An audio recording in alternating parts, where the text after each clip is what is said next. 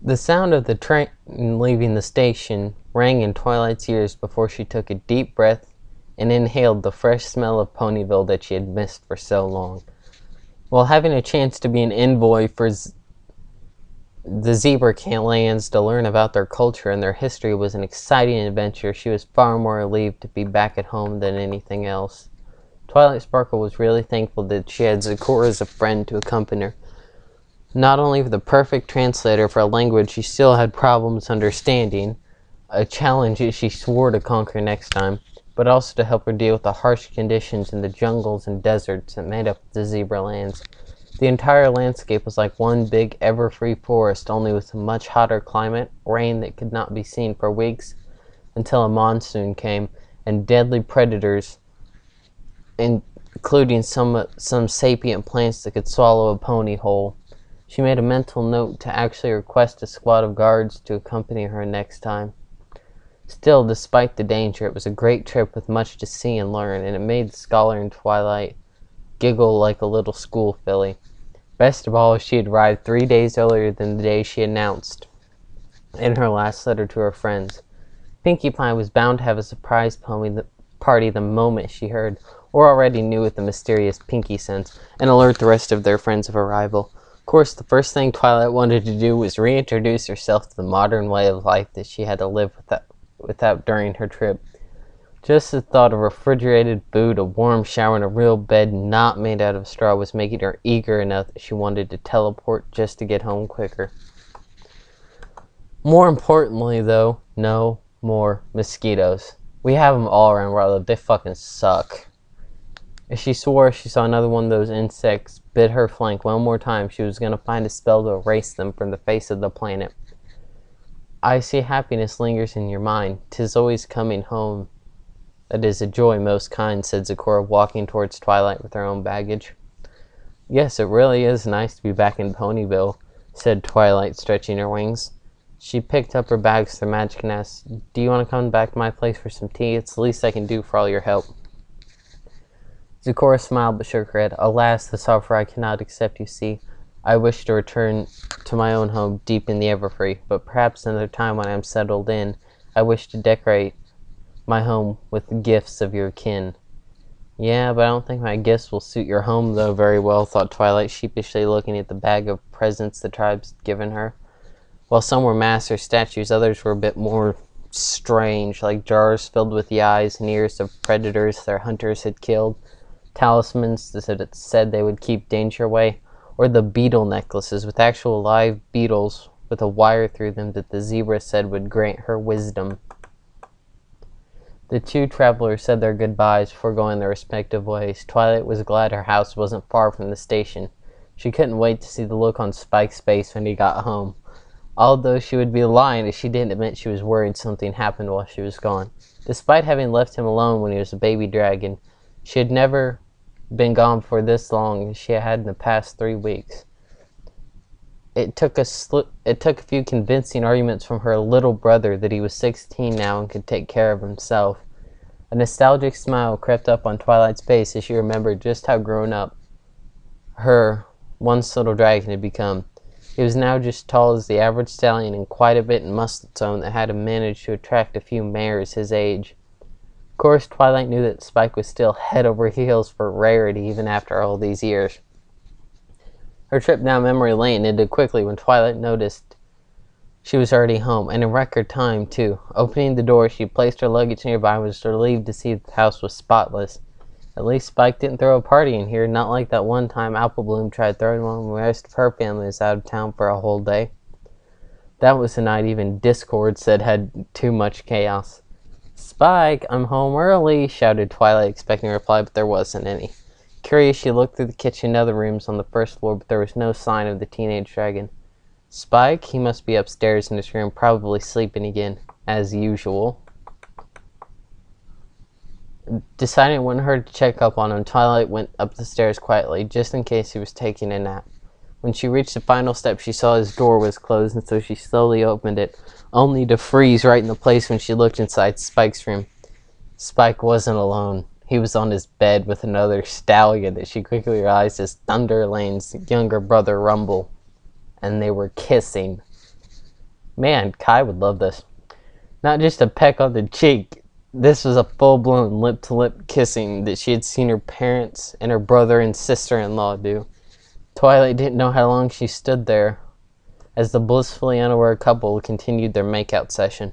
Twilight didn't even take a single breath of air. She was too stunned by the fact that Spike, who had no hint of being gay, was making out with a boyfriend she never knew existed.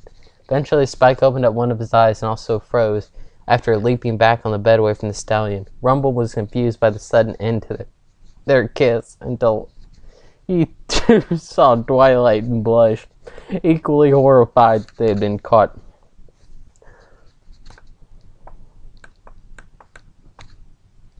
There was an awkward silence in the air until Twilight finally managed to find her voice. Spike, what's going on? I can't, muttered Spike, looking away from Twilight. She stepped forward with worry when she noticed tears were beginning to form in his eyes. I thought you weren't coming back for 3 more days. I found time to come back early, whispered Twilight, trying to force her brain to wake up and analyze the situation. She had come home, found out that Spike, who she'd known for 16 years and cared for all that time, was making out with the stallion. She tried to think of some sign of this in her recent memories, trying anything to indicate that Spike was actually gay. All she could do was wonder if all those times trying to impress Rarity were fake. Did he even have a crush on her to begin with? When did he start feeling that he was gay? Was this just a phase, or was this the real thing? Too many questions, thought Twilight as she realized there was one thing she had to do. Talk to Spike. Alone. Rumble, right? Said Twilight, getting his attention as she gave him a nervous smile. I'm sorry, but I need to talk to Spike alone. Rumble looked at Twilight and then at the still shaking Spike. Before staying up tall with a determined look on his face, Twilight was surprised by the challenging look he was giving her, as if he was daring her to do something bad to him.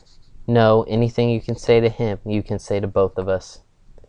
Rumble, Spike reached out and grabbed his hoof, making him look in the eyes, giving him a gentle smile. Spike whispered, It's okay. I need to do this. It was bound to get out anyway. But I'll be fine. Trust me. Biting his lip, Rumble looked both Spike and Twilight before he sighed and nodded. He leaned down and kissed Spike on the lips with a quick peck. No matter what happens, I'll come back tomorrow. If you need me, come straight to me, okay? I love you. I love you too, said Spike, squeezing his hoof for the second time before letting go. Rumble made his way to the door. Before he left, he looked at Twilight with a glare. If you hurt him. Staring at him in shock before you... What? Oh, staring at him in shock before she left without another word. Twilight couldn't help but wonder why in Equestria Rumble would think she was going to hurt Spike. All I want to do is talk to him. Twilight wished she had more time to prepare for all this, but all she was going to do was have to improvise. She thought about all the awkward moments she had to have with Spike in the past. From training him to use toilet to teaching him about the birds and the bees. It all seemed like picking flowers compared to what they were about to talk about now. How do you even prepare for something like this? Deciding it was pointless to delay this any farther than it already had been, Twilight walked over to the bed and plopped down right next to Spike, who still refused to look at her. He did flinch when she wrapped the wing around him and whispered, How long? Letting out a deep breath, he asked, How long have I been with Rumble, or how long have I been gay? Both, I guess, but we can start with the latter. Honestly, I've only come to realize it in the past 3 years, answered Spike, his shoulders sagging. But what about your crush on Rarity? Asked Twilight, pointing out. Has that always been fake? Not entirely. Spike shook his head and covered his face. It's difficult to explain, alright? Remember how I was always trying to be tough as the guards back in the castle? Before we moved to Ponyville, I always looked up to them, acted like them, wanted to hang out with them because they were so cool. Like they were everything you wanted to be as a real man. He looked at Twilight straight in the eyes. A small, sad smile accompanied him. The one thing they always had that I didn't were male friends, or at least girls who were attracted to them. They all looked happy, having such pretty ladies after them, that I decided I want one too, just to feel as happy. And I needed to find the most beautiful of them at all. So when we met Rarity, asked Twilight, I picked her because any pony, straight or not, can see how amazing she looks. I thought I had struck gold, so I decided to woo her and make her my mare friend.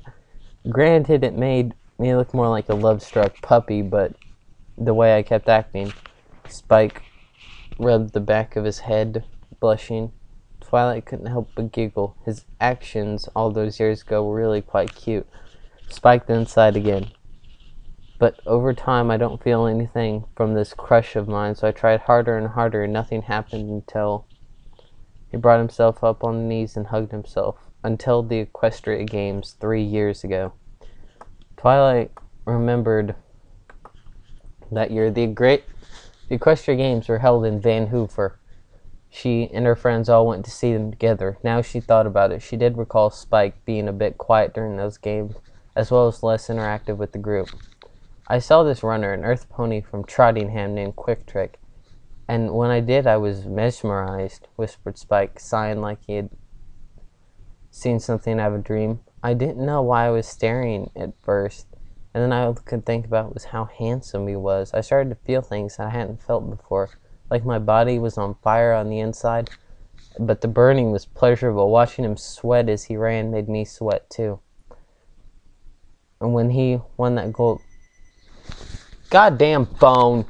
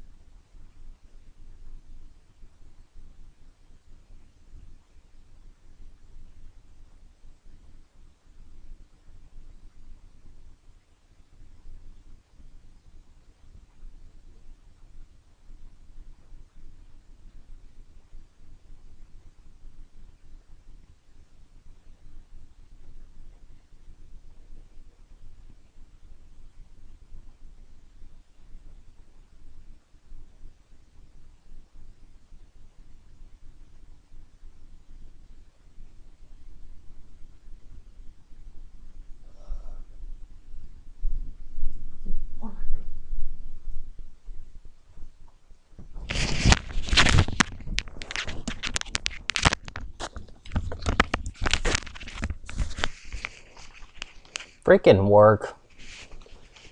Where was I? Twilight just sat there, focusing on Spike's story and reading his body language. It was clear that this was his first real attraction, and even now, despite having a cult friend, he was still attached to the famous athlete. Twilight was comforted by the fact that his behavior was no different from a normal teenager's. Then she momentarily felt horrified when she realized how much comforting thought meant. Did I just think that Spike was not normal? No, not like that, at least not in an insulting way. I didn't just think that, right? Down too far. She pushed her thoughts aside and returned her attention to Spike. His blush grew redder and redder as he continued talking. I couldn't stop thinking about him, even when he came home. He was in my dreams, both day and night, until one day I woke up. And at first I thought I wet the bed, but it wasn't pee. It was something else. Twilight was now blushing as well by this point. Part of her wish she didn't have to hear about her little brother's first wet dream. But she had to remember that such things were part of healthy sexual attraction towards the gender you were into. When I realized what I had done, you couldn't imagine what I felt. Shock, anger, confusion, muttered Spike.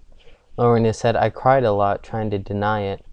And tried harder, even harder, wooing Rarity. I felt like if I could get her to love me, it would all go away. But no matter how many times I tried, I couldn't stop looking at stallions. I couldn't stop thinking about them kissing me or hugging them. I couldn't help it, Twilight. I like guys. I'm gay. He was now sobbing. It was both like a relief and a burden to speak about everything out loud. Twilight was prepared for this, and she quickly embraced the crying dragon, letting him sink his face into her chest to cry on. He sobbed there for a long time, damping her coat as she said nothing. Just letting him let it all out while stroking his scaly back to soothe him. Slowly, Spike's crying came to a halt as he wiped his tears with the claw before taking a few breaths. I'm sorry if you're angry at me. Spike, why would I be angry at you? Twilight asked, pressing a hoof against her cheek. I admit I am a bit hurt that you couldn't trust me with this. She bit her lip when she noticed him lower his gaze if he was getting scolded. She lifted his chin up and smiled. But this doesn't mean that I hate you.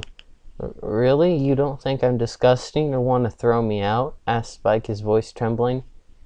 Twilight shook her head. Why would you ever think that? Just because you're gay? Spike, you're still the same baby dragon I raised ever since I was Philly. You're still a little brother I love. Nothing's changed, Spike. She looked at him and booped him on the nose. Maybe a few things will be different now because you like the same sex, but that doesn't mean I'll love you any less than I always have.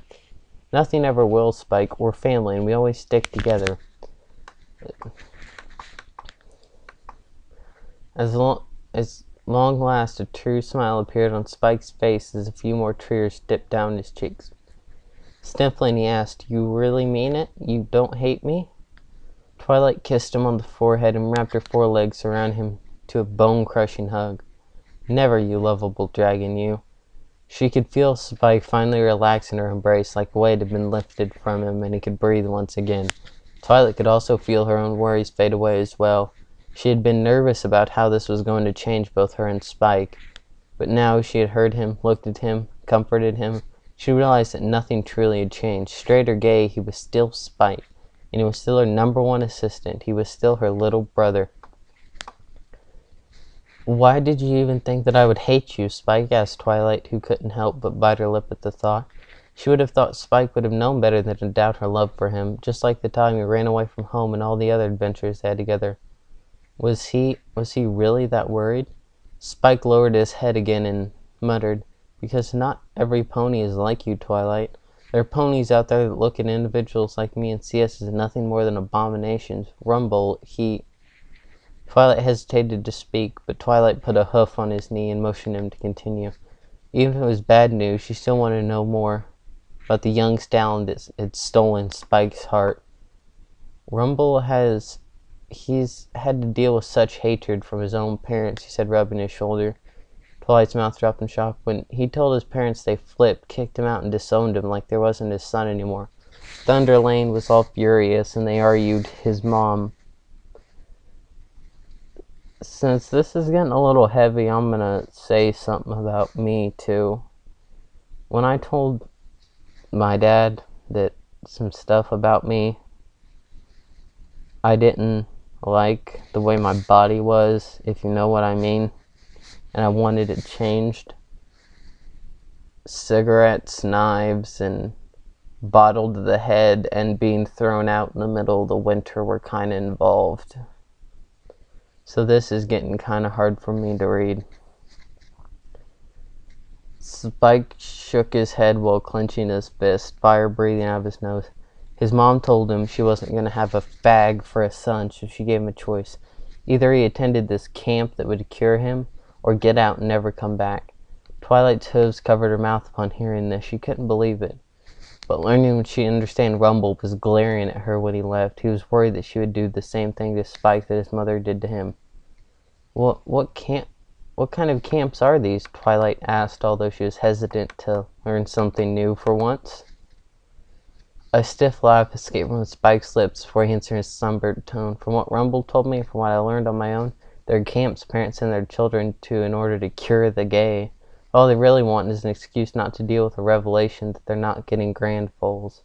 Or maybe they actually believe in that stuff. I don't know. Spike sighed before covering his face with his claw. They force teens and kids there to accept they have a disease and that they have to purge it from their minds so they can be cured. They hurt them, Twilight. They beat them, spray them with water, lock them up in confinement with little to no food, force them to read anti-gay propaganda, and when they come out, most are too scared to be gay anymore, or they end up self-destructing. Twilight felt the room get colder with each revelation that came out of Spike's mouth. She had heard some ponies not taking kindly to those who were gay, but she never paid attention to it now, since it didn't seem important to her. With Spike now admitting he was gay, she growled and quickly hugged him again, like a mother bear protecting her cub. I promise you right now, Spike, if any pony tries to do that to you for whatever reason, I will do everything in my power to protect you and make them pay. I'll scorch all of Equestria if I have to. She made a mental note to take a closer look at the social and political situation for homosexuals by the end of the day, with a particular note to ask Princess Celestia to send all the information she could. If such a thing were happening in Equestria, even if it was by a small margin, then the elements themselves were going to make sure it stopped dead in its tracks. She never liked getting into politics, even when she became a princess, but if it meant making the world safer for Spike, then she was willing to get involved. How do you know so much about this? Asked Twilight. Rumble told me all about it. He and his brother are part of a group that helps homosexuals everywhere by raising awareness of the mistreatment we get, answered Spike with a proud smile on his face, despite what happens on him. Despite what happened to him, he and his brother want to make sure that others don't suffer for being who they are. Thunderlane sounds like a good brother, said Twilight, with a smile, happy that Rumble had at least one member of his family that loved him. Yeah, Thunderlane lost it with the parents the day they left. Said if their parents were going to be that way, then they were going to lose 2 sons. They left Cloudsdale for good and settled here in Ponyville. How could they disown him over something like this? They don't deserve to be parents, muttered Twilight, her wings flaring out in anger. Her tone switched from disgust to sympathy as she noticed the worried look on Spike's face. You really care about him, don't you? Spike, blushing, smiled and nodded as he looked up and seemed to be thought the one who had stolen his heart. Twilight could see something very familiar in Spike's eyes, a glittering spark she had seen time and time again with Cadence and Shining Armor whenever they were around. It was the spark of love. Yeah, I do, answered Spike. He helped me come to terms with the fact that I was gay, caught me staring into him, and well, one thing led to another. He's never rushed us in our relationship, and he always takes care of me. We've only been together a year, but he's been the best thing to ever happen to me. He sounds like a good pony, commented Twilight, taking a mental note to invite Rumble over to dinner sometime soon in order to get him to know personally, and to let him know that even if he is a stallion, if he hurts Spike, I'll show him what it means to anger an alicorn, sympathetic past or not. Sudden thoughts made her gulp. Spike, have you done it with him yet? Well, Twilight, shouted Spike. No offense, but I'm not talking about that with you. Sorry, I won't mention again. I just thought I should know, you know? Asked Twilight sheepishly. Spike rubbed his temples. Right, can we just forget that part of the conversation? Twilight giggled before she asked one final question that lingered in the back of her mind. Do you plan on letting every pony else know, like our friends? Once again, Spike was quiet as he stared at the floor, deep in thoughts about the question Twilight had given him. After a few minutes, he closed his eyes and answered, I want to, but just not yet. I've told you, and I'm glad you took it well, but I want to wait a bit longer before we tell the rest of the gang, and only if Rumble agrees to it. Nodding, Twilight wrapped a wing around Spike and nuzzled him. Of course, whatever you two decide on, I'll support you all the way. Twilight, thank you, whispered Spike, smiling as wide as he could. I was afraid the worst would happen if you found out, but I'm glad it didn't. I'm sorry I didn't trust you. It's okay, Spike. I knew this couldn't have been easy for you. Twilight got off the bed and smiled at him. Why don't you go find Rumble and let him know that he doesn't have to worry anymore? I'll go pick up pizza. The 2 of us can spoil ourselves while I tell you all about my trip. Can I have gems with it? Asked Spike, his tongue sticking out with drool on the edge. Of course. Oh boy, you got it. Extra cheese on my half, shouted Spike as he rushed out of the room. The sound of the front door slamming echoed across the halls. Twilight shook her head, pleased that everything had worked out. She'd learned a few things about Spike, but in the end it didn't matter. They were still family. Nothing had changed. Author's note. I hope you all enjoyed the story. I wanted to write a feel story that didn't involve death or anything like that. For those of you who are just reading something of mine, turn to my other stories list and you'll see. I made this story to suit this purpose, not to mention that I wanted to show my support for gay rights. I'm not a homosexual myself, but I'm friends with a lot of them. I know the crap a lot of gays have to go through from various groups in society. I just wanted you all to know that I fully support your right to love whoever you want to love, and that you should be treated no different from any other human being. You should not be ashamed for how you are and don't believe anybody who says God will damn you to hell. I'm a devoted Roman Catholic, and the true God, the one I believe in, is a loving Father who cares for all his children, including you. It's not a sin to be in love. It's not a sin to be different.